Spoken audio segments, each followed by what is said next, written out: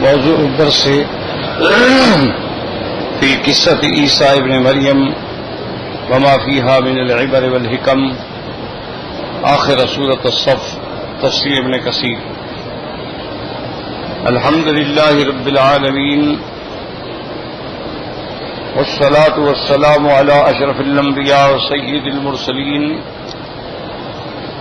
سیدنا محمد وعلى آلہ واصحابہ اجمعین۔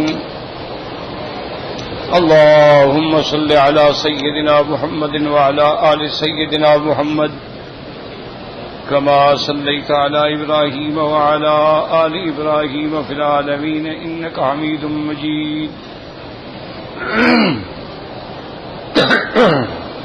أعوذ بالله من الشيطان الرجيم، بسم الله الرحمن الرحيم۔ يا أيها الذين آمنوا كونوا أنصار الله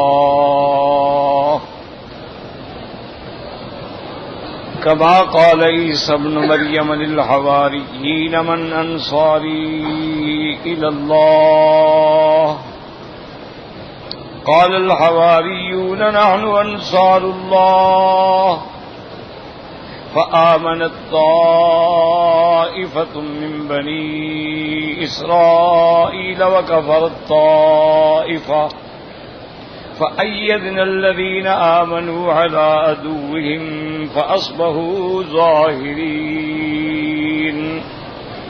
اللہ تبارک و تعالی نے کلام مقدس کی یہ سورت مبارکہ میں جو سورت الصف ہے، ابتدا میں ارشاد فرمایا تھا کہ سبح للہ ما فی السماوات وما فی الارض، باقی بیان کرتی ہیں جو چیزیں آسمانوں میں ہیں اور زمینوں میں اللہ کے لیے، وہو العزیز الحکیم، وہ غالب ہیں، حکمت والے ہیں۔ یا ایھا الذین آمنوا لم تقولون ما لا تفعلون، ایمان والو کیوں کہتے ہو بات جو نہیں کرتے؟ کبر مقتا عند اللہ، یہ سب سے اللہ کے ہاں غضب کی، بڑی غضب کی بات ہے۔ ان تقولوا ما لا تفعلون، کہ کہو اور پھر نہ کرو۔ ان اللہ یحب الذین یقاتلون فی سبیلہ صفا کأنہم بنیان مرصوص، اللہ تبارک و تعالی محبوب رکھتے ہیں ان لوگوں کو جو اللہ کے راستے میں جہاد کرتے ہیں مضبوط صف کی حیثیت میں، کہ جیسے ایک دیوار چنی ہوئی۔ وَإِذْ قَالَ مُوسَىٰ لِقَوْمِهِ يَا قَوْمِ، اب موسیٰ علیہ السلام نے جب اپنی قوم سے فرمایا کہ اے میری قوم، لِمَ تُؤْذُونَنِي وَقَدْ تَعْلَمُونَ أَنِّي رَسُولُ اللَّهِ إِلَيْكُمْ،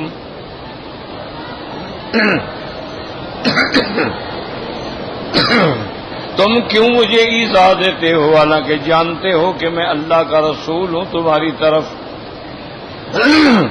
فلما زاغوا، جب وہ حق سے پھر گئے، ازاغ اللہ قلوبہم، اللہ نے بھی ان کے دلوں کو پھیر دیا۔ واللہ لا یہدی القوم الفاسقین، اللہ تبارک و تعالی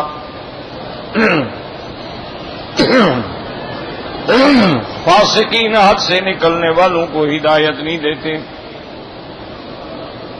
وَإِذْ قَالَ عِيسَى ابْنُ مَرْيَمَ يَا بَنِي إِسْرَائِيلَ،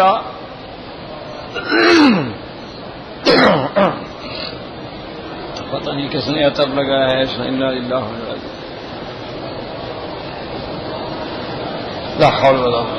وَإِذْ قَالَ عِيسَى ابْنُ مَرْيَمَ يَا بَنِي إِسْرَائِيلَ، جب عیسیٰ ابن مریم نے فرمایا کہ اے بنی اسرائیل، میں اللہ کی طرف سے رسول بنا کے بھیجا گیا تمہاری طرف، مصدقا لما بین یدی من التوراۃ، مجھ سے پہلے جو کتاب اتری اس کی تصدیق کرنے والا، ومبشرا برسول یاتی من بعد اسمہ احمد، اور خوشخبری دینے والا کہ میرے بعد ایک پیغمبر آئیں گے جس کا نام احمد ہوگا، صلی اللہ علیہ وسلم۔ فلما جاءہم بالبینات، جب عیسیٰ علیہ السلام معجزات لے کے آئے تو قوم نے کیا کہا؟ قالوا ھذا سحر مبین، انہوں نے کہا یہ معجزات نہیں، یہ کھلا ہوا جادو ہے۔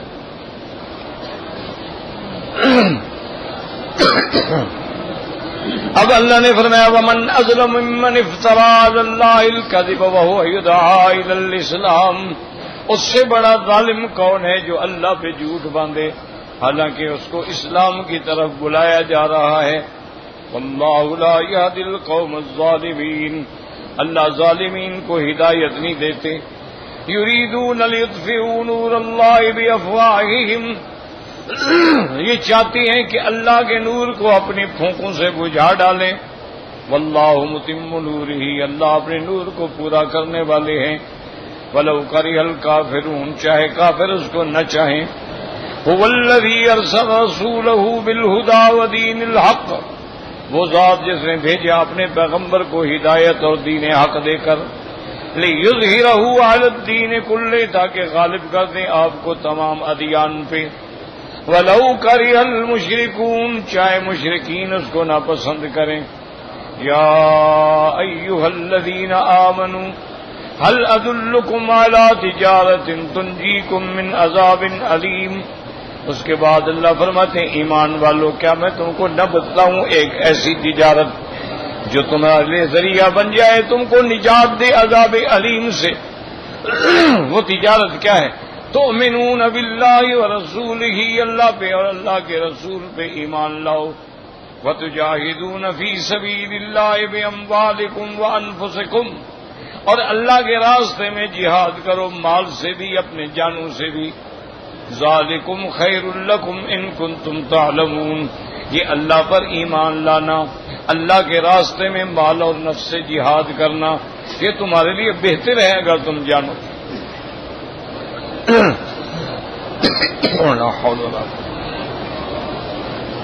یغفر لکم ذنوبکم ویدخلکم جنات تجری من تحتها الانہار، بخش دیں گناہ تمہارے اور داخل کریں گے تم کو ایسے باغوں میں جن کے نیچے نہریں بہتی ہوں گی۔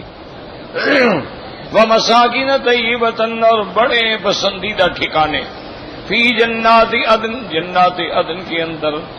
ذالک الفوز العظیم، اور یہ جنت میں داخل ہونا بہت بڑی کامیابی ہے۔ وَأُخْرَىٰ تُحِبُّونَهَا نَصْرٌ مِّنَ اللَّهِ وَفَتْحٌ قَرِيبٌ، اور اس کے علاوہ اللہ تبارک و تعالیٰ تمہیں اپنی مدد کے ساتھ فتح قریب نصیب فرمائیں گے۔ اللہ نے فرمایا میرے نبی اس فتح قریب کی بشارت دے دیں۔ وَبَشِّرِ الْمُؤْمِنِينَ، اور مومنوں کو اس کی خوشخبری عطا فرما دیں۔ تو آج جو ہم نے آیات تلاوت کی ہیں، اللہ تبارک و تعالی نے اس میں ارشاد فرمایا کہ ایمان والو تم اللہ کے مددگار بنو۔ کما قال عیسی ابن مریم للحواریین، جیسے کہ فرمایا عیسیٰ ابن مریم نے اپنے حواریین، اپنے دوستوں سے، من انصاری الی اللہ، تم میں سے کون ہے جو اللہ کے راستے میں میری مدد کرے؟ قال الحواریون نحن انصار اللہ، تو حواریین نے جواب دیا کہ ہم اللہ کے راستے میں مدد کرنے والے ہیں اور مدد کرنے کے لیے تیار ہیں۔ فآمنت طائفۃ من بنی اسرائیل، ایک جماعت تو ایمان لے آئی اللہ پر اور عیسیٰ علیہ السلام پہ۔ وکفرت طائفۃ، اور ایک جماعت نے کفر کیا۔ فأیدنا الذین آمنوا علی عدوہم، پھر ہم نے تائید کی ان لوگوں کی جو ایمان لے آئے، پھر انہیں کو ہم نے غالب کیا۔ اب تو سمجھیں کہ اللہ کی مدد کا کیا معنی ہے، کہ ایمان والو اللہ کی مدد کرو۔ تو اللہ کو تو کسی کی مدد کی ضرورت نہیں ہے، وہ تو عزیز ہے، غالب ہے، وہ تو قہار ہے، جبار ہے، اور اس کی تو شان یہ ہے کہ یفعل ما یشاء ویحکم ما یرید، جو چاہے کریں اور جو چاہے ارادہ کریں حکم دیں، ان کو تو کیا مدد کی ضرورت ہے؟ تو یاد رکھیں اس کا معنی یہ ہوتا ہے کہ اللہ کے دین کی مدد کرنا جو ہے یہ اللہ کی مدد، کہ آپ اس کے دین کو پھیلا رہے ہیں، تبلیغ کر رہے ہیں، دعوت دے رہے ہیں، محنت کر رہے ہیں، تو یہ اللہ کی مدد. آپ نے پیغمبر کی مدد کی، یہ اللہ کی مدد ہے. آپ نے ایمان والوں کی مدد کی، یہ اللہ کی مدد ہے. ورنہ اللہ کو تو کسی کی مدد کی ضرورت ہے. اور پھر یہ ایک بہت بڑی عظمت بھی ہے مومنین کے لیے کہ اللہ تبارک و تعالی ان کو خطاب کر کے فرمائے کہ کون ہے جو میری مدد کرے. تو یہ ایک بہت بڑا اعزاز. پھر اللہ نے عیسیٰ ابن مریم علیہ السلام کا واقعہ بیان فرمایا کہ آپ نے اپنے حواریین، حواری مانا دوست، حواری مانا مددگار، حواری مانا نصرت کرنے والا، اس کو حواریین کہتے ہیں. آپ نے ان سے فرمایا بھی تم میں سے کون ہے جو میری اللہ کے راستے میں مدد کریں؟ تو حواریین نے کہا کہ ہم بالکل اللہ کی مدد کے لیے تیار ہیں.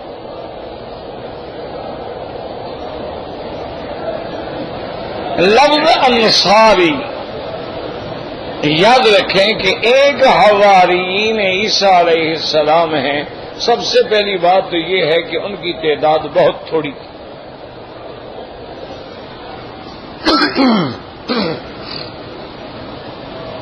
اور دوسری بات یہ ہے کہ انہوں نے بھی مدد کی لیکن آگے جا کے دو ٹکڑے ہو گئے. ایک ٹکڑا تو صحیح معنی میں ایمان پہ قائم رہا اور ایک ٹکڑا جو تھا وہ کافر بن گیا. پھر کافروں میں کئی قسمیں بنتی گئیں. بعد نے عیسیٰ علیہ السلام کو خدا بنایا، بعد نے عیسیٰ علیہ السلام کو اللہ کا بیٹا بنایا، بعد نے عیسیٰ علیہ السلام کو ثالث و ثلاثہ بنایا کہ تین میں ایک اور ایک میں تین. لیکن جو دنیا میں انصار محمد مصطفیٰ کی مثال ہے وہ تاریخ میں کہیں بھی نہیں ملتی.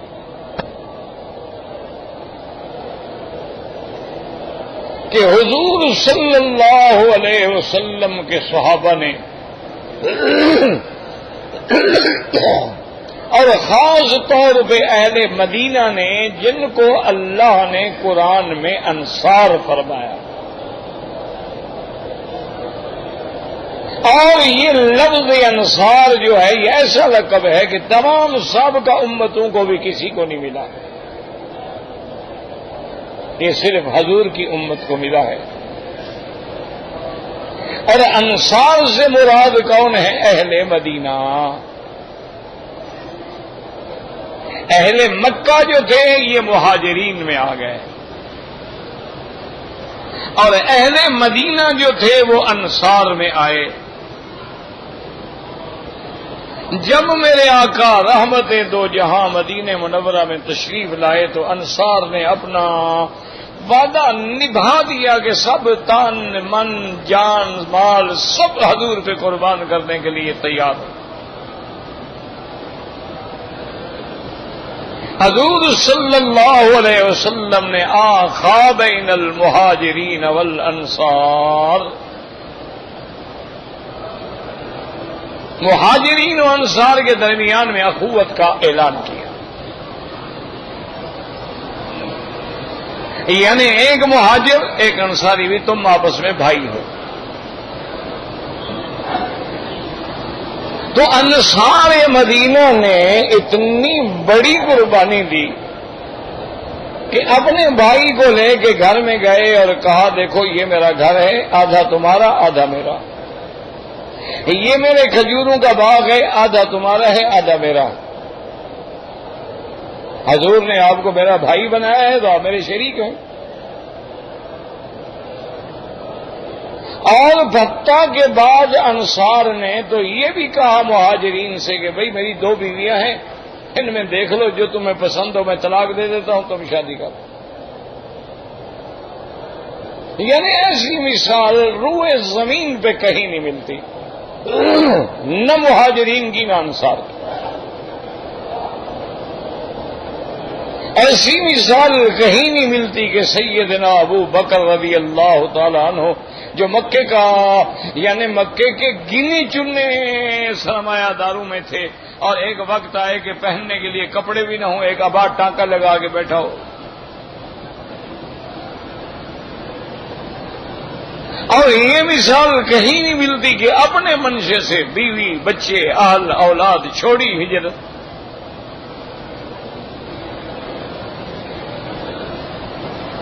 اور اسی طرح انصار کی بھی کوئی مثال نہیں۔ اور پھر اللہ تبارک و تعالی نے جو اسلام کو عزت دی، غلبہ دیا، اس کی بھی دنیا میں کوئی مثال نہیں۔ حضور صلی اللہ علیہ وسلم کے زمانے میں زندگی میں تقریباً یوں سمجھ لیں کہ جزیرۃ العرب جو تھا وہ فتح ہو گیا،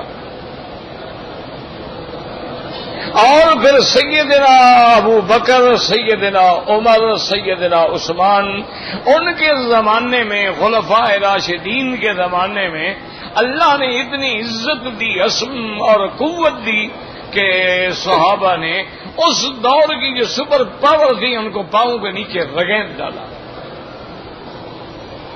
اس زمانے میں دو طاقتیں تھیں، یاد رکھیں، ایک روم تھا، ایک کسرا۔ یہ جو آپ کا علاقہ ہے نا کہ جی جرمنی ہے، اور یہ اس کے بعد یہ حبشہ ہے، اور اس کے ملائیشیا ہے، اور یہ سارے علاقے جو ہیں یہ سب روم کے تابع تھے۔ اتنا بڑا ملک تھا۔ اور اسی طرح جتنا آپ کا یہ ترکستان ہے، ازبکستان ہے، اسی طرح ایران ہے، ماورا النہر ہے، سمرقند و بخارا ہے، یہ سارے علاقے جو تھے یہ کسرا کے تابع تھے۔ یہ دو بڑی طاقت، ایک روم، ایک کسرا۔ روم کے بادشاہوں کو ہرقل کہا جاتا تھا، لقب تھا، اور فارس کے بادشاہ جو گزرے ہیں ان کو کسرا کہا جاتا تھا۔ اور اللہ کی شان دیکھیں، ذرا آنکھیں بند کر کے تاریخ پہ نظر ڈالیں کہ یہ دیکھیں نا، پورا یورپ ہے، پورا جرمنی ہے، پورا اسپانیہ، آسٹریلیا، وہ سارا یہ سب رومن امپائر کے تابع تھے، حبشے تک۔ حبشہ بھی ان کے علاقے میں تھا۔ اور اس کے علاوہ پھر آپ جب اس طرح نظر ڈالیں گے تو ماورا النہر تک جہاں بھی چلے جائیں سارا فارس تھا، کسرا تھا۔ لیکن اللہ تبارک و تعالی نے سرزمین حجاز جو ہے، خدا کی شان دیکھیں، نہ یہ روم کے قبضے میں تھی نہ کسرا کے قبضے میں تھی۔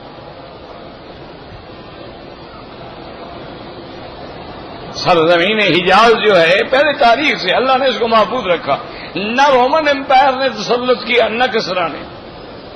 یہ منطقہ حجاز جو تھا یہ محفوظ رکھا، کیونکہ اللہ کی تقدیر جانتے تھے میرا رب کہ میں نے یہی تو خاتم الانبیاء پیدا کرنا ہے۔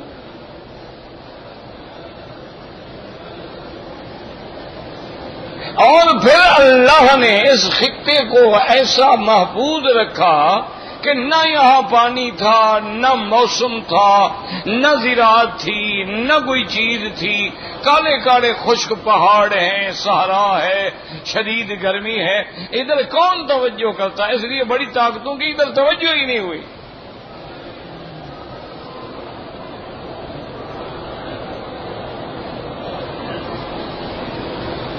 وہ تو انہوں نے سمجھا بھائی یہ تو وادن غیر ذی زرع ایک ایسا علاقہ ہے کہ جہاں کچھ بھی نہیں ہے، تو اگر ہم یہاں جا کے تسلط کر بھی لیں گے، قبضہ کر لیں گے تو کیا ہو جائے گا، کیا ملے گا ہمیں؟ اب جتنے تبابعۃ الیمن ہیں یا فرائن ہے، مصر ہیں، یہ ان بڑی طاقتوں کے ساتھ تو تعلق رکھتے رہے، لیکن حجاز میں کسی کی نظر نہیں۔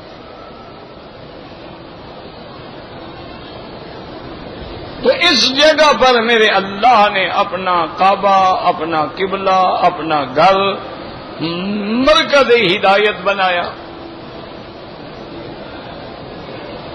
اور اللہ تبارک و تعالی نے سیدنا ابراہیم الخلیل کو حکم دیا کہ جا کے اللہ کے گھر کی تعمیر کریں۔ اور دیکھیں خدا کی قدرت ہے کہ ایسے جتنے مقامات ہیں نا وہاں لازماً 2 انبیاء کا ذکر آتا ہے. کیا معنی ہے؟ مسجد اقصی کس نے بنائی؟ حضرت داؤد اور حضرت سلیمان، 2 پیغمبر. اللہ کا کعبہ کس نے تعمیر کیا؟ 2 پیغمبر ہیں، حضرت ابراہیم الخلیل اور حضرت اسماعیل. اور کوہ طور کو جب شرف ملا ہے تو وہاں بھی 2 پیغمبر ہیں، حضرت موسیٰ علیہ السلام اور حضرت ہارون.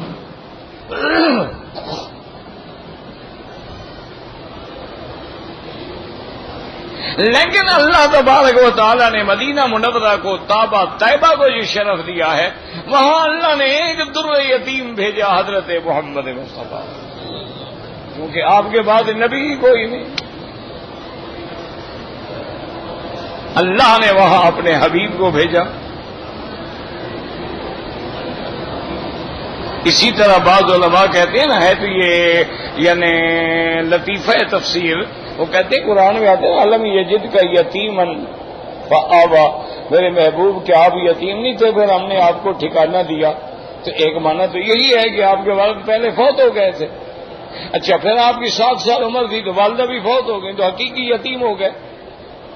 پھر آپ کی عبد المطلب نے پرورش کی، ابھی طالب نے پرورش کی. تو علم یجد کا یتیمن فآوا، کیا آپ یتیم نہیں تھے کہ ہم نے آپ کو ٹھکانہ دیا. اور بعض علماء نے یہاں ایک لطیفہ، اس کو کہتے ہیں لطائف تفسیر، تفسیر کے اندر لطائف پیدا کرنا. انہوں نے کہا یتیم سے مراد یہ تو واضح ہے، لیکن اصل بات یہ تھی کہ علم یجد کا یتیمن، کیا محمد مصطفیٰ آپ اکیلے نہیں تھے؟ کیوں آپ کے شان کے مقابلے پہ تو کوئی اور ہے ہی نہیں، اس لیے آپ یتیم ہیں. وہ کہتے ہیں در یتیم، ایک ایسا موتی جس کا کوئی مقابل نہ ہو، اس کو بھی کہتے ہیں در یتیم. کیوں یتیم مانا اکیلا، ماں بھی نہیں باپ بھی نہیں، اکیلا ہی ہے نا. اور اگر وہ حقیقی یتیم بھی مراد لے لیا جائے تو کسی یتیم کو چاچا پالتا ہے، کسی کو دادا پالتا ہے، کسی کو خالو پالتا ہے. یہ تو نرالا یتیم ہے نا، جس کو رب العالمین خود فرماتے ہیں فآوا، ہم نے آپ کو ٹھکانہ دیا، ہم نے آپ کی تربیت کی. اس لیے اللہ نے اس زمین کو محفوظ رکھا. اور جب صحابہ کا دور آیا تو الحمدللہ ثم الحمدللہ، بس جہاں جہاں صحابہ گزرتے گئے اسلام غالب آتا گیا اور کفر کی طاقتیں مٹتی چلی گئی. اور اللہ کا وعدہ جو ہے وہ بھی پورا ہو گیا.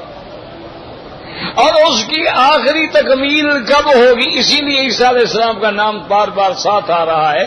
اس کی آخری تکمیل کب ہوگی؟ جب عیسیٰ علیہ السلام قیامت سے پہلے آسمانوں سے اتریں گے، زمین میں آئیں گے اور آگے دین اسلام کے غلبے کے لیے کام کریں گے اور دجال کو قتل کریں گے، صلیب کو توڑ ڈالیں گے اور پوری دنیا میں اسلام اور عدل اور انصاف کو بھر دیں گے. اللہ کا وعدہ سچا ہو جائے گا کہ آج آپ کا دین جو ہے تمام ادیان پہ غالب آ گیا.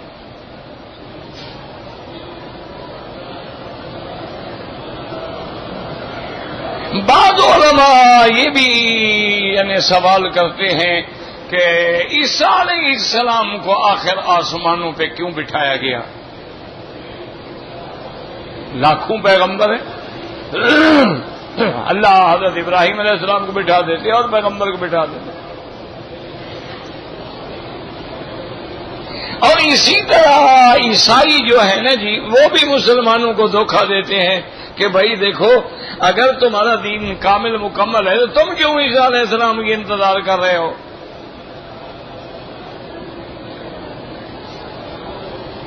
جیسے کہ ایک عالم کو ایک پادری نے چکر دیا، چونکہ ان کے پاس اور تو کچھ ہوتا نہیں نا، ان کے پاس عقلی چکر ہوتے ہیں، توہمات ہوتے ہیں، ظنیات ہوتے ہیں، شکوک و شبہات ہوتے ہیں، عام آدمی کو دھوکہ دے دیتے. عام آدمی بیچارہ سمجھ نہیں پاتا. تو اس نے پوچھا کہ مولوی صاحب آپ یہ بتائیں کہ اگر صحرا میں ایک آدمی راستہ بھول گیا، بھٹک گیا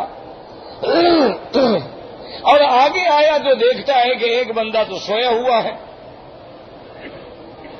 اور ایک بندہ ساتھ بیٹھا ہے وہ جاگ رہا ہے. تو یہ بھولا بھٹکا آدمی جو ہے یہ راستہ کس سے پوچھے گا؟ جاگنے والے سے یا سونے والے سے پوچھے گا؟ اب ظاہر بات ہے آدمی کہتے ہیں جی جاگنے والے سے پوچھے گا، سویا تو سویا ہوا ہے. لیکن وہ تو عالم دین تھے، وہ سمجھ گئے کہ یہ چکر یہ دے رہا ہے بھی کہ تمہارے نبی تو فوت ہو گئے، حضور صلی اللہ علیہ وسلم پر تو موت آئی، لیکن عیسیٰ علیہ السلام تو زندہ بیٹھے ہوئے ہیں، تو راستہ تو پھر ان سے پوچھنا چاہیے، تمہارے نبی کی شریعت کیوں چلے؟ تو اس کے کہنے کا مقصد یہ تھا. تو عالم فوراً سمجھ گئے اس کی چالاکی کو. انہوں نے فرمایا پادری صاحب وہ جو بیٹھا ہوا ہے نا وہ سونے والے کے انتظار میں ہے، اس کو بھی راستہ نہیں آتا. سونے والا اٹھے گا تو راستہ بتلائے گا نا، وہ تو خود بھولا ہوا بیٹھا ہے. تو اب جناب پادری صاحب کو چپ لگی. تو اس لیے یاد رکھیں کہ اللہ کا ایک نظام ہے کہ بنو اسرائیل کے آخری نبی عیسیٰ علیہ السلام اور ساری کائنات کے آخری نبی حضرت محمد مصطفیٰ. تو آپ کی تصدیق کے لیے کوئی آخری نبی آئے نا جو آخر الانبیاء کی تصدیق کرے. اور دوسری بات علماء نے یہ لکھی ہے کہ دجال جو ہے وہ مسیح الضلالہ ہے. دجال کا لقب بھی مسیح ہے نا، مسیح دجال. اور عیسیٰ علیہ السلام کا لقب بھی مسیح ہے، تو یہ مسیح ہدایت ہے. تو مسیح ضلالت کو جب شکست دینی تھی تو اللہ مسیح ہدایت ہی اتاریں گے نا. تو حضرت عیسیٰ علیہ السلام کا لقب جو ہے وہ بھی مسیح ہے. مسیحا سے بھی ہے کہ آپ نے مردوں کو زندہ کیا، آپ نے اندھوں کو آنکھیں کا دیکھنے والا بنایا، آپ نے برس و جزام کے کوڑ کے مریضوں کو شفا یاب کیا. تو اس لیے آپ کا لقب بھی مسیح ہے. اور دجال بھی مسیح ہے، وہ ممسوح العین ہے، ایک آنکھ اس کی نہیں ہے، کانا ہے.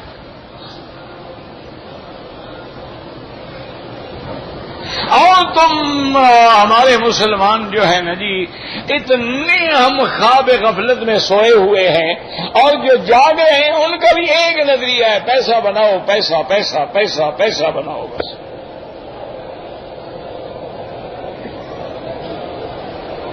وہ رشوت سے بنانا پڑے، وہ فراڈ سے بنانا پڑے، وہ غریبوں کی زمینیں چھین کے بنانا پڑے، وہ ظلم کر کے بنانا پڑے پیسہ. یعنی آپ دیکھیں کہ لوگ سیلاب میں رل گئے، اجڑ گئے، اور چور چوری کر رہا ہے، سامان ڈھونڈ رہا ہے. ایکسیڈنٹ ہوتا ہے، لاشوں کے ٹکڑے پڑے ہوئے ہیں، اور چور جو ہیں وہ عورتوں کی انگوٹھیاں اور کانٹے اور گلے کے ہار اتار رہے ہیں.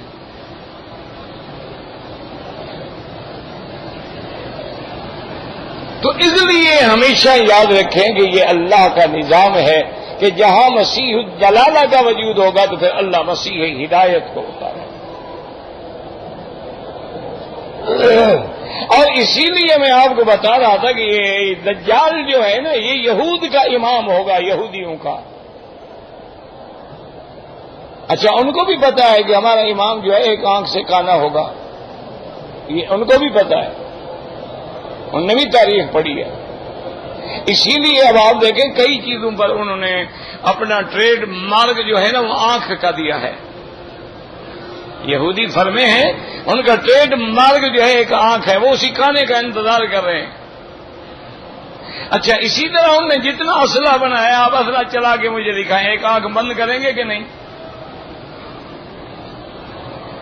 آپ نے اسلحہ چلانا ہے، بندوق چلانے کیسے چلاؤ گے؟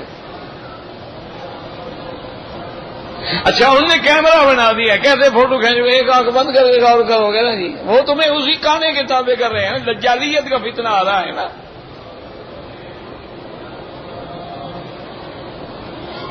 دجال تو جب ظاہر ہوگا، لیکن چھوٹے چھوٹے دجال تو آ چکے ہیں نا.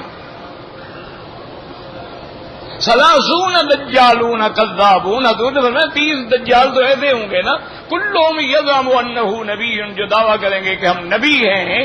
الا لا نبی بعدی، تو چھوٹے چھوٹے دجال تو ہر دور میں پیدا ہو گئے، اور یہ جتنے آپ کے سامنے ڈش ہیں اور یہ سارے فتن آ رہے ہیں، یہ ساری وہی دجالیت ہے۔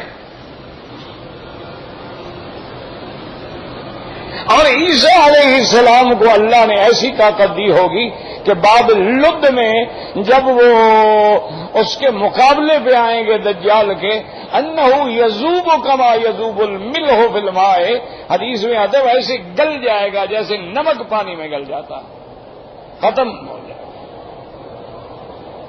انہ یقتل الدجال ویکسر الصلیب، آپ دجال کو قتل کریں گے اور صلیب توڑنے والا نہیں مانا کہ صلیبی طاقتیں جو ہیں ان کو ہمیشہ کے لیے ختم کر دیں گے۔ اسی لیے آج کل کافر کہتے ہیں صلیبی جنگ ہے، رسید جو ہے ہماری یہ صلیبی جنگ ہے، یہ کیوں؟ وہ اسی مسئلے میں ہے کہ صلیب غالب آئے اسلام پہ۔ تو حضرت عیسیٰ علیہ السلام صلیب کو بھی توڑیں گے اور پوری دنیا کے اندر اسلام ہوگا، عدل ہوگا، انصاف ہوگا۔ اور یاد رکھو جب عدل اور انصاف ہوگا تو اللہ کی زمین کی برکتیں جو ہے وہ نکل آئیں گی، اور اتنے برکات و ثمرات ہوں گے کہ بندہ تلاش کرے گا، زکوٰۃ لینے والا کوئی نہیں ہوگا کہ زکوٰۃ کس کو دے، کو غریب ہو تو دے نا۔ اسی لیے حضرت حسن بصری رحمت اللہ علیہ اور حضرت عمر ابن عبدالعزیز رحمت اللہ علیہ کے پاس جب کوئی غریب آتا تھا تو آپ چادر بٹھا کے بڑا استقبال کرتے، فرماتے ہؤلاء برید الآخرہ، یہ ہمارے ڈاکیے ہیں جو ہماری ڈاک لے کے آخرت میں پہنچائیں گے، اگر یہ نہ ہوں گے تو ہم خیرات کس کو دیں گے؟ تو اس لیے اللہ تبارک و تعالی نے یہاں ہمیں اس واقعے پر توجہ دلائی ہے کہ جیسے عیسیٰ علیہ السلام کے مخلصین نے عیسیٰ علیہ السلام کا ساتھ دیا ہے، تم بھی میرے مدنی کے خالص انصار بن جاؤ، خالص معاون بن جاؤ، خالص جان نثار بن جاؤ، تاکہ قیامت تک اللہ کا دین جو ہے وہ غالب اور قائم ہے۔ اب یہ ہے کہ ان میں دو ٹکڑے ہو گئے تھے، ایک ٹکڑے نے تو انکار کیا اور ایک ایمان لایا۔ اچھا، جو ایمان لایا پھر حضور کے زمانے میں جو موجود تھے پھر وہ ایمان لائے حضرت محمد مصطفیٰ۔ اور اگر آپ قرآن و حدیث کا مطالعہ کریں نا تو ہر چیز میں اللہ کی حکمتیں ہیں کہ سب سے آخر پہلے بشارت دینے والے کون ہیں؟ عیسیٰ علیہ السلام، اور بعد میں آگے تصدیق کرنے والے کون ہیں؟ عیسیٰ علیہ السلام۔ اچھا، اور میرے نبی پاک کو جب نبوت ملی ہے تو اس وقت بھی تصدیق کرنے والا کون ہے؟ ورقہ ابن نوفل، جو عیسیٰ علیہ السلام کے مذہب پہ تھا۔ جب حضور پہ وحی اتری ہے اور بی بی خدیجہ آپ کو لے کے ورقہ ابن نوفل کے پاس آئی ہیں اور کہا کہ دیکھیں کہ حضور نے ایک واقعہ بتلایا ہے، غار میں بیٹھے تھے، ایسے خوبصورت آدمی آیا، اس نے یہ کہا، تو ورقہ ابن نوفل سنتا رہا۔ جب حضور پاک نے ساری بات ختم فرما لی تو حضرت ورقہ ابن نوفل نے فرمایا کہ اب شری خدیجہ تجھے مبارک ہو، تیرا شوہر تو اللہ کا نبی ہے۔ یہ جو بات بتلا رہے ہاد الناموس الذی نزل علی موسیٰ، یہ وہی فرشتہ ہے جو موسیٰ علیہ السلام پہ وحی لے کے آیا تھا، جو حضرت محمد مصطفیٰ پہ وحی لے کے آیا ہے۔ ورقہ ابن نوفل جو تھا کان علی دین عیسیٰ ابن مریم، حضرت عیسیٰ ابن مریم کے دین پہ تھا۔ تو یعنی سب سے پہلی تصدیق کرنے والا کون ہے؟ دین عیسائی کا علمبردار ورقہ ابن نوفل۔ اچھا، اب دو گواہ ہونے چاہیے، تو دوسری تصدیق کرنے والا کون ہے؟ نجاشی، حبشے کا بادشاہ، کہ جب اس نے حضور پاک کے واقعات سنے اس نے کہا بات سنو، یہ وہ سچا نبی ہے، محمد مصطفیٰ ہے، واللہ اگر میں اس وقت وہاں ہوتا جہاں حضور بیٹھے ہیں تو میں آپ کی جوتیاں اٹھاتا۔ تصدیق کی، ایمان لایا، حضور نے جنازہ پڑھا۔ تو نجاشی جو تھا وہ بھی علی دین عیسیٰ ابن مریم، وہ بھی حضرت عیسیٰ علیہ السلام کے دین پہ تھا، تو انہوں نے بھی تصدیق کی۔ اور مکے کے اندر جو مشرکین تھے مکے کے اندر جو کفار قریش کے بڑے بڑے ستون تھے، اللہ کی شان دیکھیں، سب سے پہلے ایمان لانے والی سیدہ خدیجہ، وہ بھی قریش خاندان سے ہے، اور اس کے بعد سب سے پہلے مردوں میں تصدیق کرنے والا کون ہے؟ حضرت ابوبکر۔ تو یعنی اللہ نے اپنے نبی کے لیے اتنی تصدیقات کا اہتمام کیا ہے کہ کوئی گمراہ انکار کر سکتا ہے، ورنہ حضور کی زندگی جو ہے بالکل واضح ہے۔ اچھا، اس وقت بھی یاد رکھو یہ دو طاقتیں تھیں، یعنی روم والے، کسرا والے۔ کسرا والے مجوسی تھے، کسرا جو ہے یہ مجوسی تھے، آگ کو پوجا کرتے تھے، اور روم والے جو ہیں یہ عیسائی تھے۔ اچھا، یہودیوں کی بھی اس وقت کوئی حیثیت نہیں تھی، اور ہنود کی بھی کوئی حیثیت نہیں تھی، سابقین کی بھی کوئی حیثیت نہیں تھی۔ یہ چھوٹے چھوٹے مذاہب تھے، چھوٹے چھوٹے علاقوں میں تھے، ان کے اندر کوئی طاقت نہیں تھی۔ طاقت میں صرف وہ طاقتیں تھیں جو دین نصارہ پہ تھے، دین عیسیٰ پہ تھے، یا پھر مجوس تھے، مجوسی تھے، آتش پرست۔ ان کا عقیدہ ہے کہ ہر چیز کا نظام جو ہے نا آگ سے چلتا ہے، بس خدا بھی یہی ہے اور سب کچھ یہی ہے۔ دیکھو اللہ کا انتظام ہے نا کہ جب خدا کو چھوڑا ہے تو انہوں نے آگ کو خدا بنا دیا تھا کہ جہنم میں خدا کے ساتھ ملیں گے۔ ویسے دنیا میں بھی مل کے دیکھ لیں کہ خدا ان کے ساتھ کیا حشر کرتا ہے۔ آتش کدا فارس مشہور ہے نا، اسی طرح ان کے آتش کدا جو ہے ان میں ہر وقت آگ جلتی رہتی ہے۔ اچھا، آگ بجھ جائے تو کہتے ہیں ہاں اللہ کا کوئی غضب آ گیا۔ تو اس لیے اللہ نے یہ قرآن کی آیات بیان فرمائی ہے تاکہ ایمان والے جو ہیں وہ ذہناً، قلباً، قالباً ہر لحاظ سے اللہ کے دین کے معاون بنے، اللہ کے دین والوں کے معاون بنے، اللہ کے دین۔ اب دیکھیں نا، آپ ایک مدرسہ بنا رہے ہیں تو دین کی اعانت ہے، آپ ایک مسجد بنا رہے ہیں دین کی اعانت ہے، آپ ایک عالم کی خدمت کر رہے ہیں دین کی اعانت، یہ بھی ایک دین کی نصرت ہے۔ تو اس لیے فرمایا کہ یا ایھا الذین آمنوا کونوا انصار اللہ کما قال عیسی ابن مریم للحواریین۔ اور بعض علماء کہتے ہیں حواریین جو ہیں اس سے مراد یہ ہے کہ چھوٹی قوم کے لوگ تھے، دھوبی تھے جو کپڑے دھو دھو کے صاف کرتے تھے، وہ عیسیٰ علیہ السلام کے ساتھ تھے۔ اور یہ تو ہوتا آیا ہے کہ جب بھی دعوت حق آئی ہے سب سے پہلے غریب ایمان لائے ہیں، سب سے پہلے کمزور ایمان لائے ہیں، سب سے پہلے ضعیف ایمان لائے ہیں۔ تو حضرت عیسیٰ علیہ السلام کے حواری جو ہیں وہ بھی بڑے کمزور تھے۔ اور للحواریین من انصاری الی اللہ قال الحواریون نحن انصار اللہ۔ اور حضرت کے حواریین نے کہا کہ ہم اللہ کے لیے مددگار ہیں۔ فآمنت طائفۃ من بنی اسرائیل، یہ بھی بنو اسرائیل میں سے تھے، ایک جماعت ایمان لے آئی۔ وکفرت طائفہ، اور ایک جماعت نے کفر کیا۔ فأیدنا الذین آمنوا علی عدوہم، اللہ فرماتے ہیں پھر ہم نے ایمان والوں کو طاقت دی، ایمان والوں کو ہم نے فتح دی۔ فاصبحوا ظاہرین، اور اس حال میں کہ وہ پھر غالب آ گئے۔ دعا کریں کہ اللہ اب بھی اسلام کو تمام ادیان باطلہ پہ غالب فرما دیں، اور اللہ تبارک و تعالی اپنی قدرتوں سے کفر کی قوتوں کو نیست و نابود فرما دیں۔ اور دعا کریں کہ اللہ جیسے آپ نے ہمیں شعبان نصیب فرمایا ہے، اللہم بلغنا رمضان کما بلغتنا شعبان وارزقنا الصیام والقیام بالایمان والایقان والعرفان، کہ اللہ ہمیں رمضان کے اندر خاص ہمت عطا فرما، روزے کے لیے، تراویح کے لیے، تلاوت قرآن کے لیے، عبادات کے لیے ہمارے اندر ایسی ہمت اور جذبہ پیدا ہو جائے کہ ہماری روحانی صفائی ہو جائے، ہمارا تزکیہ نفس ہو جائے، اور ہم باطل قوتوں سے ٹکرانے کے قابل ہو جائے، اور ہم شیطانی قوتوں کو بالکل ملیا میٹ کر دیں۔ کیونکہ یاد رکھیں میرے عزیز کہ ایک روزہ ہو اور وہ بھی حرم میں ہو، اس کا کوئی مقابلہ ہے؟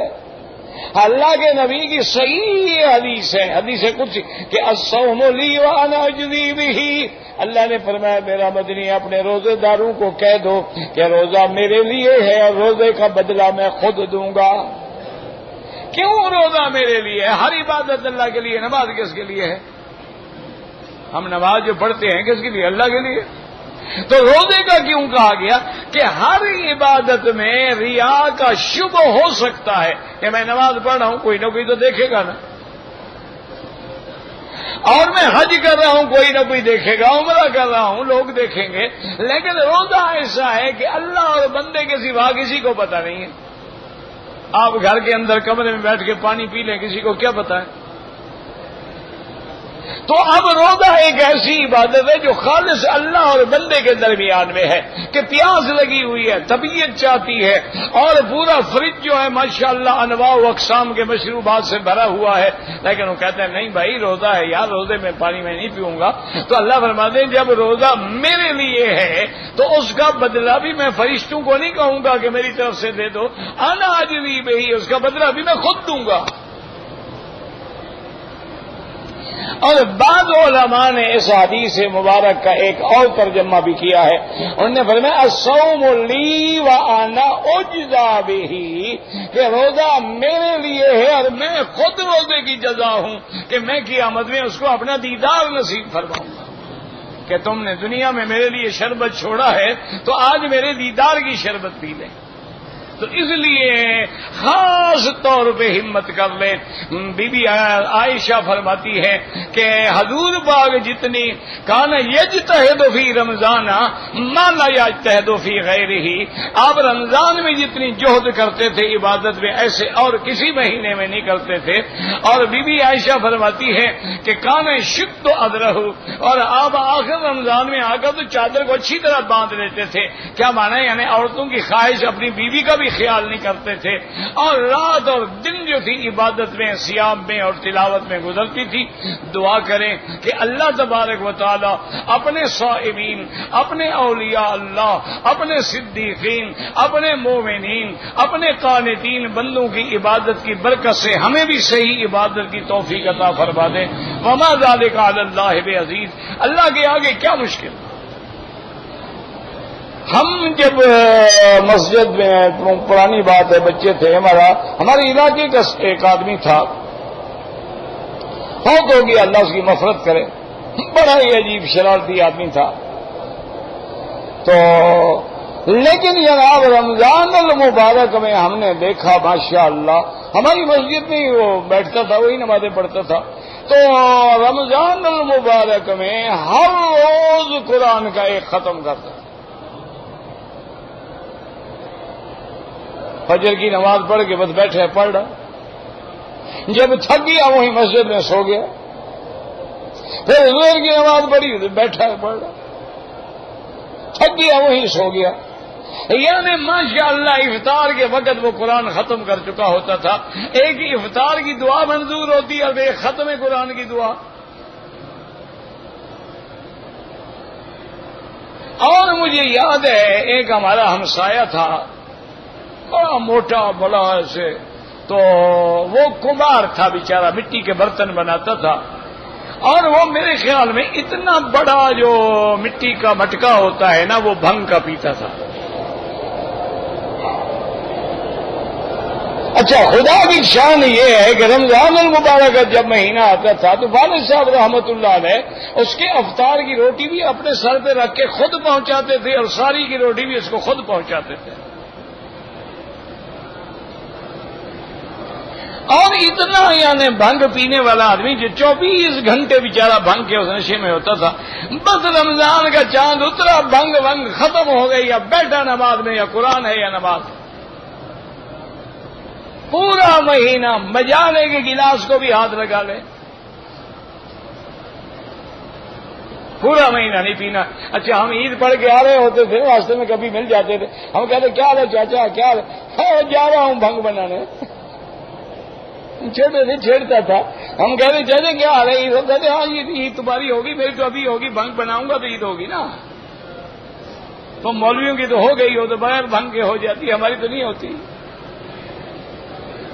اچھا عید کے دن پھر شروع، انا للہ و انا الیہ، اللہ معاف کر دے، اللہ مغفرت فرمائے۔ بہرحال گناہ اللہ بخشنے والے ہیں، اور گناہ گار نہ ہوں گے تو اللہ بخشیں گے کس کو؟ ان کا ہونا بھی تو ضروری ہے نا۔ اگر ہم نہیں ہوں گے تو اللہ ستار العیوب کس کے بنیں گے؟ غفار الذنوب کس کے بنیں گے؟ گناہ ہوگا تو بخشے گا نا۔ اچھا اللہ نے قرآن میں نہیں فرمایا فَأَلْهَمَهَا فُجُورَهَا وَتَقْوَاهَا، ہم نے اس کو فجور بھی سکھایا اور تقوی۔ فجور پہلے مانا کہ فجور سکھایا تو فجور ہوگا تو پھر تقوی آئے گا نا، گناہ ہوگا نہیں تو تقوی کہاں پہ آئے گا؟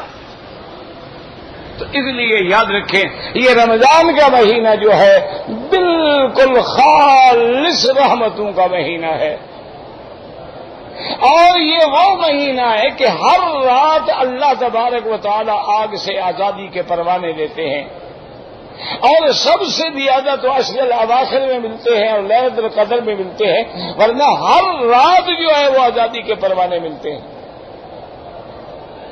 اور ہمت کر لیں، کوئی مشکل نہیں ہے، دکاندار ہیں آپ، ہوٹل پہ ہیں آپ، کہیں کام کرتے ہیں، کوئی بات نہیں ہے، کام بھی کرتے رہو اور قرآن بھی پڑھتے رہو، سامنے قرآن رکھ لو، کام ختم کیا آگے بندر شروع کر دی، پھر کام ہو گیا بند کیا چلے گئے، کام کر کے واپس آئے، پھر بسم اللہ الرحمن الرحیم شروع کر دیا۔ کوئی ایسی مشکل بات نہیں ہے، اس لیے ہمت کریں، یہ نہ سوچتے رہیں کہ سنت ہے، جو رات دن کوشش کریں، اور جن کو اللہ عمرے کی توفیق دے تو رمضان کا عمرہ تو حضور کے ساتھ حج کرنے کے برابر ہے۔ عمرۃ فی رمضان تعدل کحجۃ معی، حضور نے فرمایا رمضان کا عمرہ ایسے ہے جیسے اس بندے نے میرے ساتھ حج کیا ہو۔ نہ ایمان سے کہیں ایسا روزہ آپ نے دیکھا کہ رمضان میں رمضان بھی ہو، روزہ بھی ہو، اور افطار کے وقت میں مدینے کی کھجور ہو اور زمزم سامنے ہو اور کعبے پہ نظر ہو، ایسا کوئی افطار ہو سکتا ہے؟ مدینے منورہ میں بیٹھا ہے، زمزم ہاتھ میں ہے، مدینے کی کھجور ہے اور سامنے محمد کا روضہ ہے، تو اگر اس کے بعد بھی ہدایت نہیں آتی ہے تو پھر سمجھیں گے یہ بندہ محروم ہے، اور دعا کریں اللہ کسی کو محروم نہ فرمائے۔ اچھا جن کے والدین سے جھگڑے ہیں بخشوا لو، جن کا بلا وجہ مسلمانوں کا آپس میں جھگڑا ہے ایک دوسرے کو معاف کر دو، چونکہ اگر آپ معاف نہیں کریں گے اللہ فرمائے تو بندہ ہو کے معاف نہیں کرتا، جاؤ میں بھی تمہیں معاف نہیں کرتا۔ تو اگر معافی چاہتے ہیں تو آپ یہ مسائل حل کریں، اللہ آپ کو بھی ہمیں بھی رمضان المبارک کی صحیح قدر کرنے کی توفیق دے۔ احرام کی حالت میں چہرے سے بال کھینچا کچھ بھی نہیں ہوتا، طواف میں آرام سے چلیں، نہ دوڑنے کی ضرورت ہے نہ جلدی کی ضرورت ہے، بالسکینۃ والوقار، اور نظر نیچے رکھ کے چلیں تاکہ کسی عورت میں بھی نہ پڑے اور ٹھوکر بھی نہ لگے۔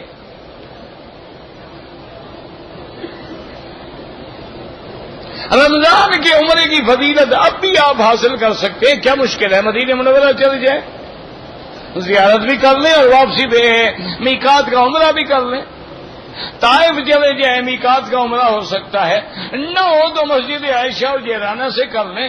بہرحال یہ اس عمرے کا مقابلہ تو نہیں کر سکتے لیکن لفظ عمرہ تو ہے نا۔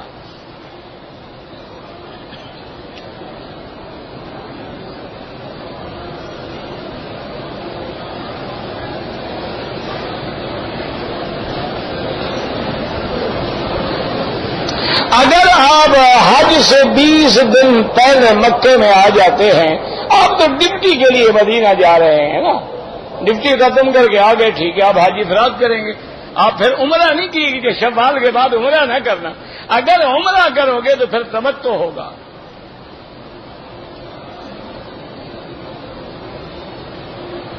مدینہ جانے سے پہلے طواف الوداع کرنا کوئی ضروری نہیں ہے، لیکن افضل یہی ہوتا ہے کہ بندہ کر لے، کیوں کیا پتا ہے موت حیات کا پھر نصیب ہوگا یا نہیں ہوگا۔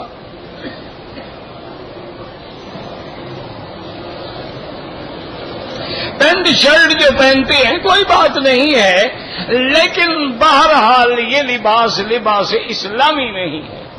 اور اگر شرٹ جو ہے وہ ہاف ہے تو نماز بھی مکروہ ہو جاتی ہے۔ 50 طواف کرنے سے، ایک طواف کرنے سے انشاءاللہ گناہ معاف ہو جاتے ہیں، 50 تو 50 ہوا نا۔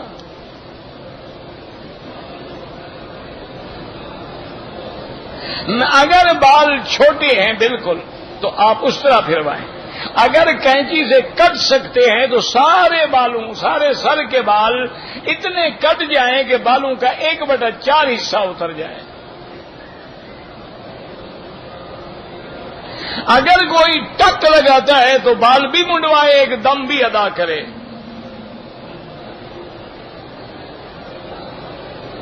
کہتے جی کہ بعض لوگ جو ہیں رمضان شریف میں افطار کرنے کے لیے پراٹھے اور پکوڑے چھپا کے لے آتے ہیں، نہیں لانے چاہیے۔ جب حکومت نے بند کیا ہے بھی یہ چیزیں مت لاؤ اندر، چونکہ ساری قالینیں گندی کر دیتے ہیں۔ حاجی ماشاء اللہ جہاں کھایا وہیں پھینک دیا، اور بعض تو بڑے سمجھدار ہیں، کھانے کے بعد قالین کے نیچے چھپا دیتے ہیں تاکہ گند اور زیادہ ہو۔ بھائی تمہارے سامنے سفرے لگے ہوئے ہیں، پلاسٹک کی شیٹ بچھی ہوئی ہے، ان نے قدم قدم پہ ڈبے رکھے ہوئے ہیں، اپنا ہر چیز کٹھی کر وہاں پھینکو۔ اور دوسرا یہ جو ہمارے ملک میں ہے نا، مجھے تو بھئی آج تک سمجھ نہیں آیا، اگر کسی مولوی کو پتہ ہو تو مہربانی کر کے مجھے لکھ دیں کہ ہمارے یہاں رمضان میں سموسے اور پکوڑے اور دہی بلے اور چٹخال، بھئی حضور نے فرمایا میٹھی چیز سے افطار کرو، یہ کس کی سنت ہے پکوڑے؟ مجھے نہیں پتا، بہرحال مجھے آپ بتائیں کہ پکوڑے کی ابتدا کیوں ہوئی ہے؟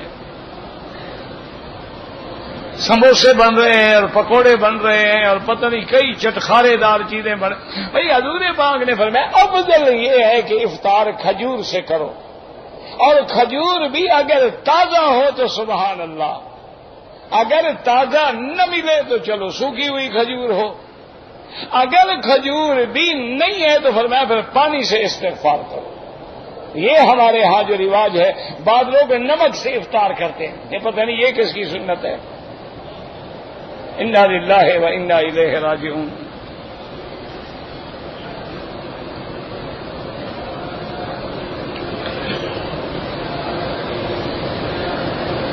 کہتے بعض لوگ جو ہیں جی حکومت کے کہنے پہ عید کرتے ہیں، بعض لوگ جو ہے وہ خود عید کرتے ہیں۔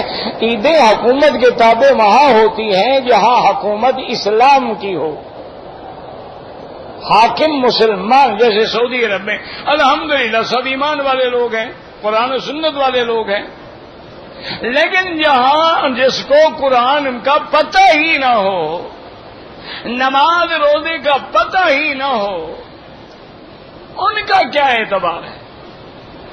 اور پھر روزہ جو ہے یہ رویت سے تعلق رکھتا ہے، صوموا لرؤیتکم وافطروا لرؤیتکم۔ آپ کے یہاں کمیٹیاں بنی ہوئی ہیں، بہرحال کوئی ان کا عضو بھی علماء ہیں ماشاءاللہ۔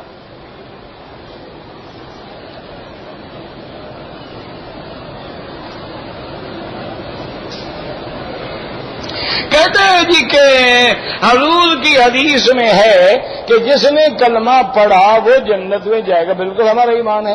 کلمے پڑھنے والے کو تو ہم کافر نہیں کہتے، جب کلمے پڑھنے والا قبر میں سجدہ کرے تو کافر ہو جائے گا کہ نہیں ہو جائے گا؟ نہیں، آپ وضو کر کے آئے نماز پڑھنے، ہوا نکل جائے، وضو ہے کہ ٹوٹ گیا؟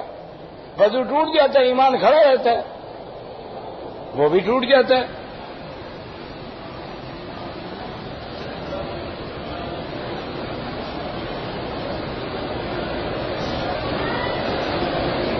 کہتے جی کہ ہم 3 آدمی نے مل کے 30 لاکھ میں ایک دکان خریدا ہے، اس میں ہم نے تقریباً 15 لاکھ کا سامان ڈالا، تو سامان پہ زکوٰۃ دیں گے، دکان کی قیمت پہ نہیں دیں گے۔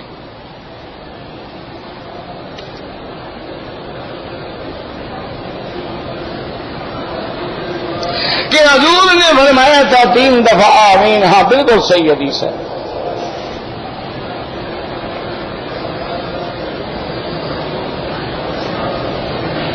مکہ جتنے میں رہتے ہوئے میں نے اکیلے بھی عصر کی نماز جو ہے ان کے وقت پہ پڑھی، کوئی حرج نہیں ہے، کوئی مسئلہ نہیں، نمازیں ہو گئی، لوٹانے کی کوئی ضرورت نہیں۔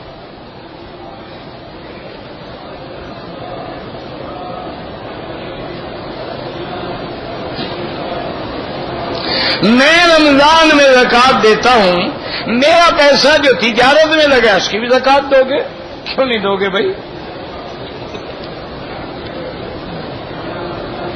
جو کچھ آپ نے کیا ہے آپ اپنے اعمال کے اندر گویا رہن رکھے ہوئے ہیں. عمل اچھے ہیں تو بدلہ بھی اچھا، برے ہیں تو برا.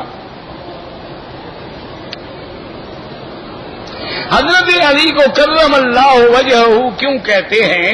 احتراماً کہتے ہیں، اور بعض علماء فرماتے ہیں کہ چونکہ آپ نے بچپن میں اسلام قبول کر لیا تھا، آپ نے کبھی بت کو سجدہ نہیں کیا. نماز فجر اور عصر کے بعد سجدہ تلاوت کر سکتے ہیں، افضل یہ ہے کہ بعد میں کریں، کوئی کر لے تو جائز ہے. عصر کے بعد جو طواف کیے ہیں 2 رکعت مغرب کے بعد پڑھیں. ایک آدمی اگر غصے میں اپنی عورت کو طلاق دیتا ہے 3 دفعہ، بالکل ہو گئی، اور طلاق یاد رکھو غصے میں دی جاتی ہے، محبت میں بھی کوئی طلاق دیتا ہے بلا؟ یہ کیوں لکھتے ہو؟ شاید میں بچ جاؤں گا. جی غصہ آیا ہوا تھا، غصے میں طلاق دیتا ہے آدمی.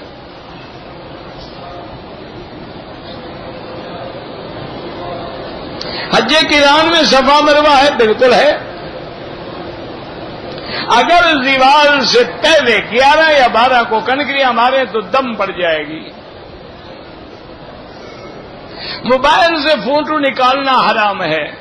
حجر اسود کو سلام کا استلام کریں، ہاتھ لگے تو چوم لیں، نہ لگے تو ضرورت نہیں ہے. کعبے کی لمبائی چوڑائی آپ تاریخ کعبہ لے لیں. اگر عورت احرام میں بند جوتا پہن لے کوئی بات نہیں، جرابیں نہ پہنے.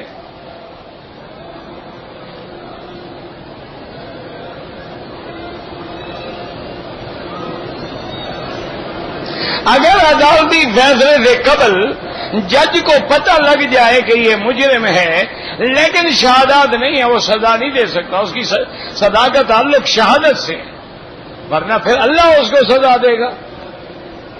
ہمارے ہاں ایک جج ہوتے تھے، میر صاحب، بڑا اللہ والا آدمی تھا، مدینہ منورہ میں فوت ہوئے. بہت ہی اولیاء اللہ میں تھے. وہ تو بیچارے کبھی فیصلہ نہیں لکھتے تھے جب تک کہ پہلے رو رو کے اللہ سے 2 رکعتیں پڑھ کے دعا نہیں مانگتے تھے. تو ایک مجرم آیا، آپ نے اس کو کہا کہ دیکھو فلاں آدمی، فائل میں تمہارے خلاف کوئی گواہی نہیں ہے اور میں قانون کے مطابق مجبور ہوں کہ تمہیں بری کر دوں، لیکن میری تحقیق میں تم قاتل ہو، میں تو تمہیں بری کر رہا ہوں. یا تو ان سے جا کے معافی لے لو ورنہ اللہ تم سے بدلہ لے گا. قاتل کو خدا کبھی معاف نہیں کرتا. حضور پاک نے فرمایا ہے، حدیث ہے حضور کی، کہ بشر القاتل، قاتل کو بتلا دو کہ تم نے بھی قتل ہونا ہے چاہے کتنی دیر ہو جائے. اچھا اللہ کی شان ہے، اس کے بڑے ذمہ دار آدمی تھا، بڑے لوگ لینے کے لیے آئے ہوئے تھے. وہ جناب چل پڑے گاڑی سے، یا اسٹیشن پہ، اسٹیشن سے 1 میل کے فاصلے پہ گھر تھا. اب اتنے لوگ تھے، آگے لوگ گھوڑے ووڑے یہ وہ لے کے آئے. انہوں نے کہا یار اتنے بندوں میں اکیلا گھوڑی پہ بیٹھوں، اچھی بات نہیں، پیدل چلتے ہیں. پیدل چلا، ابھی راستے میں تھا، ایک سپ آگے لڑا، لاش اٹھا کے گھر گئے. اللہ نے بدلہ لے لیا.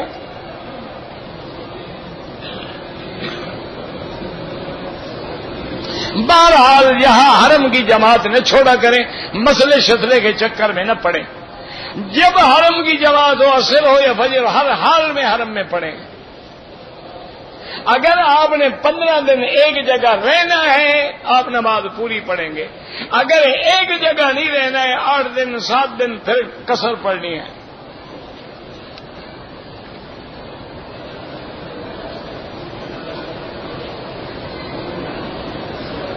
بہرحال ٹی وی آپ مجبور ہیں، کوشش کریں بچنے کی کوشش کریں. وہ خبریں انٹرنیٹ پہ پڑھ لیں. وہ خبریں پڑھنے کے اور بھی کوئی ذریعے ہیں، رسائل ہیں، اخبارات ہیں، انٹرنیٹ ہے. ضروری ہے کہ ہم عورتوں کے منہ سے خبریں سنیں. بے وجہ درود پڑھنا جائز ہے، جائز ہے. بے وجہ مسجد میں بیٹھ گیا، جائز ہے. کہتے تھے کہ آج صبح کی نماز میں جب سجدہ تلاوت کیا امام نے، بہت سارے لوگوں نے رکوع تو کیا، سجدے میں نہیں گئے. جو رکوع میں چلے گئے ان کی بھی نماز ہو گئی. لیکن جو کھڑے رہے اور رکوع میں نہیں گئے ان کی نماز نہیں ہوئی، وہ دوبارہ نماز پڑھے۔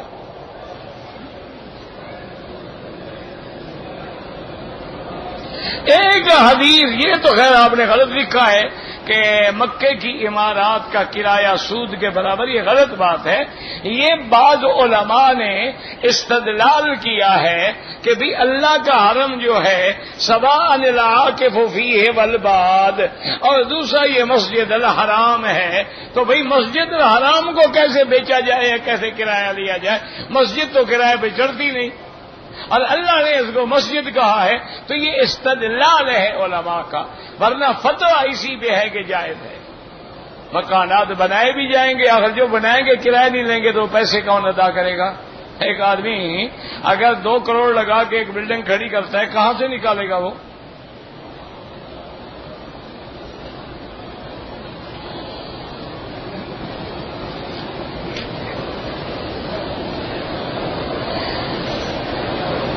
کہتے جی کہ ہم سبز پگڑی اسی لیے باندھتے ہیں کہ گھڑی کا رنگ سبز ہے، ماشاءاللہ، تو یعنی تم سنت گھڑی چل رہے ہو، سنت نبی نہیں چل رہے۔ اچھا گھڑی کا معنی گھڑی ہوئی، تو تمہاری پگڑی بھی گھڑی ہوئی، وہ سنت نہیں ہے۔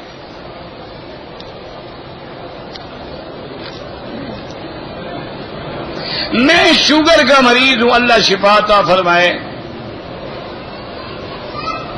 اگر ہوا خارج ہو جائے وضو ٹوٹ گیا۔ رمضان المبارک میں انشاءاللہ میرا بیان جو ہے صبح ہوگا اس طرف، لیکن وہ عربی میں ہوتا ہے، اردو میں نہیں ہوتا ہے، اور مغرب کے بعد ہو نہیں سکتا کہ سب لوگ افطار کر کے باہر جائیں گے تیاری کرنے کے لیے تراویح کی، میں کس کو درس دوں؟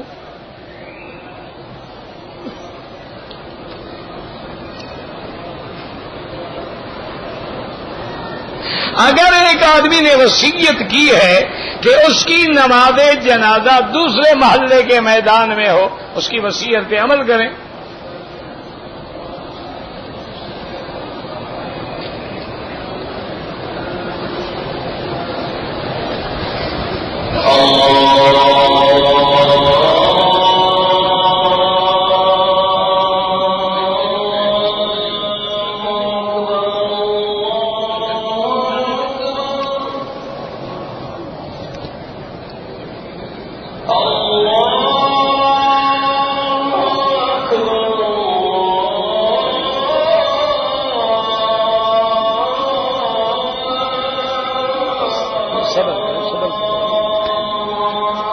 چھوڑ دو یار۔